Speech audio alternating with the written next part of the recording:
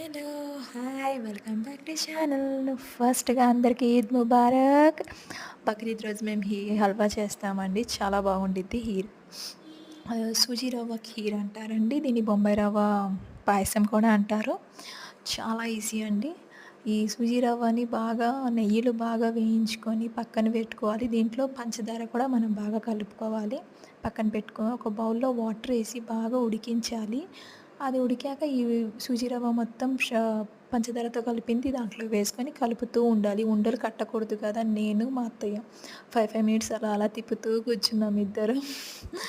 ఉండలు కట్టకుండా బాగా చేసామండి.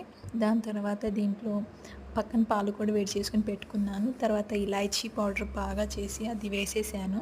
తర్వాత పాలు వేసేసాను. తర్వాత బాగా కలిపి టేస్ట్‌కి తగ్గట్టు షుగర్ బాగా కలిపేసి వేసేసుకున్నాం. తర్వాత డ్రై ఫ్రూట్స్ అన్నీ బాగా వేయించి దాంట్లో వేసేసాను.